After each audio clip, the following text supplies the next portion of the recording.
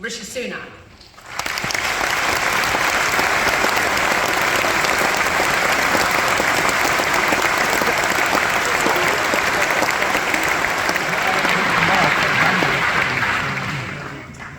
Well, Minette, that's a tough act to follow, waiting in the wings.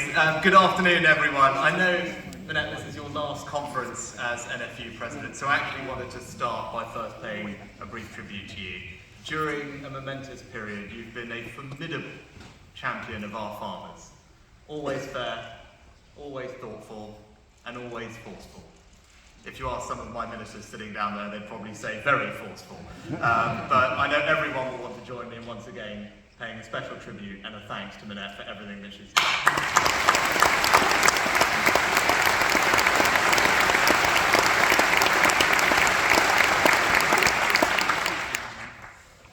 9 years ago, I gave my maiden speech in the House of Commons.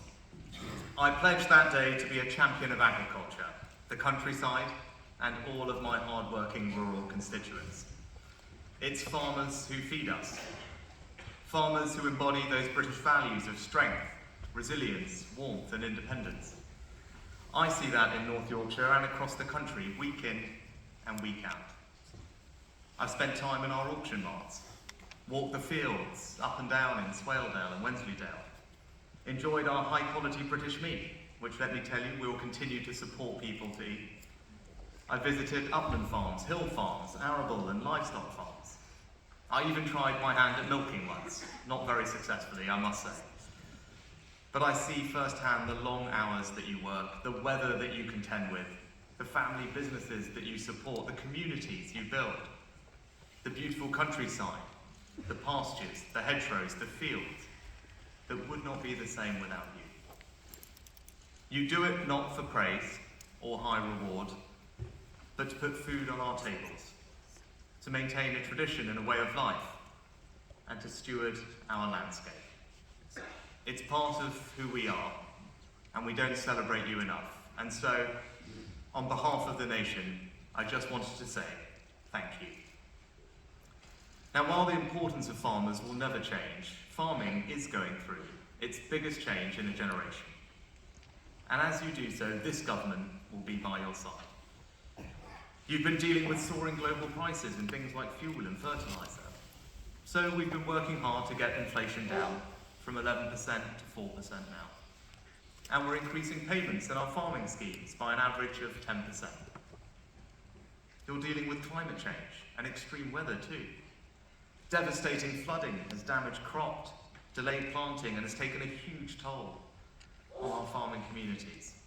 That's why we quickly set out our flooding support, and why we're going faster than almost anyone else in the world to tackle climate change, even as we reduce the burdens on families. You're also at the forefront of innovation, from gene editing to boost resilience to disease, to automation to harvest crops. And while, thanks to you, we enjoy good quality food all year round, global events, including Russia's invasion of Ukraine, have put food security back at the top of the agenda. We'll never take our food security for granted. We've got a plan to support British farming, and we're going further again today in 3 specific areas. First, we're investing in farming. We promised that across this Parliament, every penny of the £2.4 billion annual farming budget would be spent on you. And we will absolutely meet that promise. I know that the transition from the Common Agricultural Policy has been frustrating. It's taken time, and I appreciate the perception that we didn't always get the balance exactly right. But I still believe that the vision is the right one. CAP disproportionately rewarded the largest landowners and held back smaller farmers. It did little for food productivity or the environment. It was far, far too bureaucratic. Just remember, we used to argue about whether a cauliflower and a cabbage were the same crop, and you could be fined thousands for a gateway being too wide or a buffer strip too narrow. So it's right that our new system invests in the foundations of food security, from healthy soils to clean water.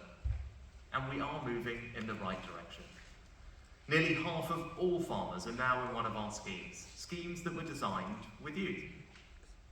And they have something for every type of farmer, from uplands to lowlands, arable to livestock, and of course tenants. Unlike the Labour Party, we will never introduce mandatory requirements to put a percentage of your land into schemes. Nor will we introduce broad-ranging blanket rules like top-down 20-mile-an-hour mandates. With us, you'll have more choice, not less. And today, we want to go further to support you. So we're announcing new steps to make our schemes more generous and easier to use. Take the managing payment. It's working, with many farmers, small farmers especially, signing up. So I can announce today that we're going to double that payment to £2,000, with thousands of farmers receiving that money this spring. We're also launching the biggest ever package of grants this year to boost productivity and resilience, which will total £220 million, increasing the Improving Farming Productivity Scheme to invest in things like robotics and barn-top solar. We're opening a new round of the Farming Equipment and Technology Fund too, worth £70 million. Second, as farming changes, how we work with you in government must change too. The services we provide must be shaped around your needs. And we've got to build a culture that's based on trust. As President Eisenhower said, you know, farming looks mighty easy when your plough is a pencil and you're 1,000 miles from a cornfield. So we're changing the culture. That means trust, support, cooperation. It means delivering on our promise to cut planning red tape that's stopping you from diversifying. In April, for instance, we'll lay legislation so you can create bigger farm shops or outdoor sports venues. And it means more funding for grassroots mental health support, because we know what a tough job farming is. Thirdly, we're strengthening support for your primary role, to produce the nation's food. Food security is a vital part of our national security, and recent years have brought home the truth of that. Putin set off not just an energy price bomb, but a food price bomb too. And as Minette has so powerfully reminded us time after time, in an age of climate change and instability, global food production will become increasingly volatile. So it's important to strengthen food security here at home. Our Agriculture Act introduced a 3-year report to monitor food security.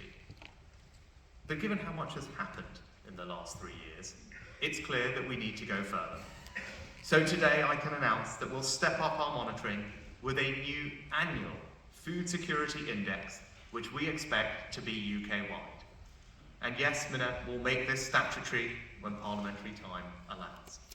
We'll publish the first draft at the Farm to Fork Summit this spring, and I'm also delighted to say that those summits will become an annual event.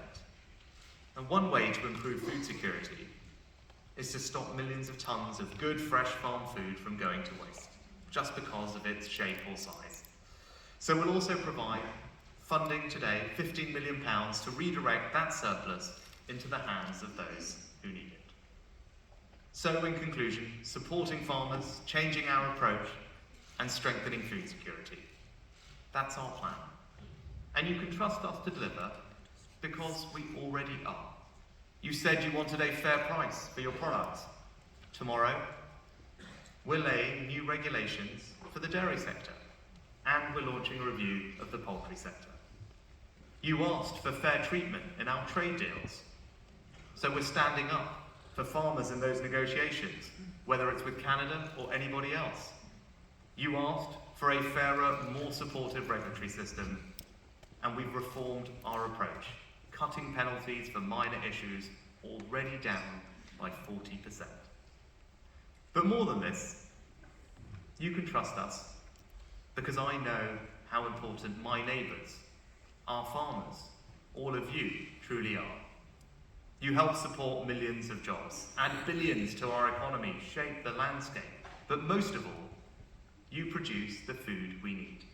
Food that is some of the best and highest quality anywhere in the world. And that's why I say to all of you and to Britain's farmers, just as I did in my very first speech in Parliament, I've got your back. Thank you very much.